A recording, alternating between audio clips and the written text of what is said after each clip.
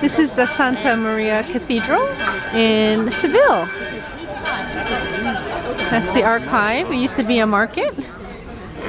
The bells have just finished. It's about 6:30. Been destroyed. Going through the Real Alcazar. Anything that starts with Al is... Sorry? Anything that starts with Al, like Alcazar, is Arabian. Most of the words that begin with AL are of the Arab origin. That's right. Nice. It's the article Alcazar, so it's the palace or the fortress. Oh, okay.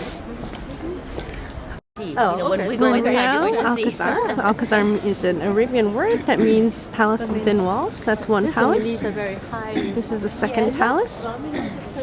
And this is the third palace.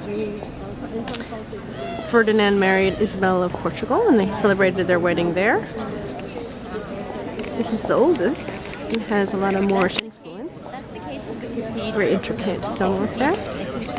And this one was constructed in 1503. And this was called the House of Indies. And in the 100 years after Columbus found the New World, the Americas, Spain had a 100-year monopoly of all the treasures and spoils from the New World, and they organized all those voyages in this building and stored them all here. So presumably this would be the wealthiest, the one that they spent the most money on. Really lovely square. And we just came in from back there. Just give it the full 360. And there's Papa. Hi, Papa. We're in the courtyard area of the Real Alcazar, which means Royal Palace. And as people would seek an audience with the king, or they would go to the throne room, which is over there. And this is called the Maiden Courtyard because many of the ladies of the court would be looking and seeing who was coming to visit the king. This is done in a Modeja style, meaning it's a combination of Moorish and Christian artistry. Many of the Moorish, or the Arabs, stayed on and constructed this building. So that's why you can see a very distinct Moorish style.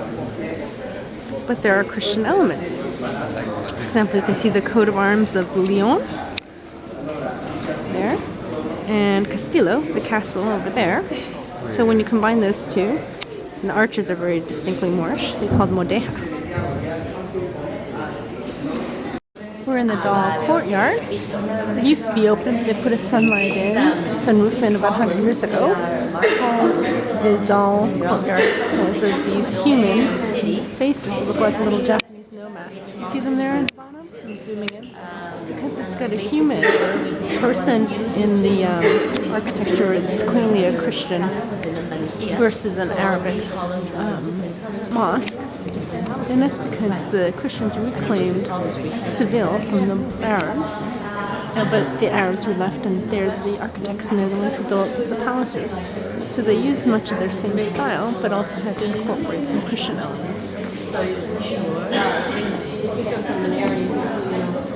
We're in the throne room, and this is where people would visit the king, Ferdinand, I believe.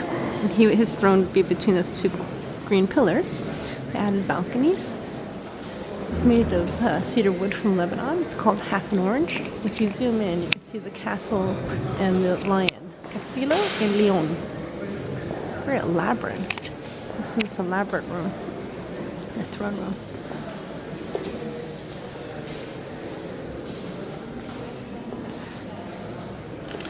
And that's the Maiden's Courtyard out there. There's Papa. This is a volcanic stone from the Canary Islands decorating this wall in the garden of Real Alcazar. There's a guy. This room was redone for the marriage of Prince Philip, or King Philip.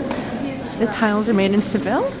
The theme of the room is Columbus. So you have the Virgin of Buenos Aires because Columbus was able to sail the ocean blue and discover America.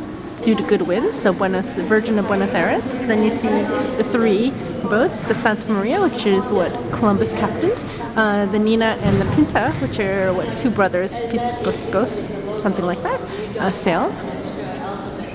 And you got the 2 columns, and you can see the 2 columns here. It says Pilas Vultra. It used to say non Pilas Vultra, meaning the world ends here. But once Columbus discovered America, they removed the word non, and it just says Pilas Vultra. Lots of orange and yellow. This is due to Charles, King of Spain. Habsburg was his color. That's why Seville is taken on this color. I think about Anna when I think of all this bright yellow and orange. This is where 150 grams of Christopher Columbus's remains are in that crypt that these 4 guards or funeral buriers are holding. You can see Castillo. You have the 4 states or kingdoms of Spain. The Castillo, or the castle, on the left, and the Leon, or the lion, on the right. You can see that 1492 was a very big year for Spain, which is why Queen Isabel needed money.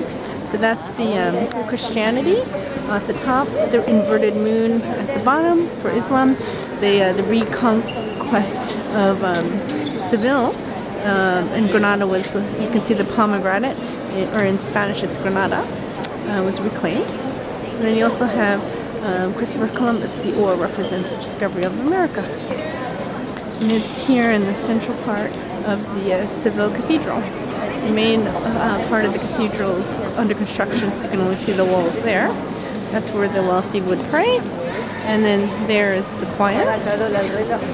And then the common people would be seated in the back. You can see there is a distinct separation between where the wealthy prayed and the common people. And again, this is where Christopher Columbus, just a portion of his remains are. The other parts of his remains are in the northern part of Spain, near Madrid, in the Dominican Republic, which was a colony of Spain, as well, and then Cuba when they lost the Dominican Republic, and part of it here in Seville. So he traveled quite a lot even after his death. Is that all the bells?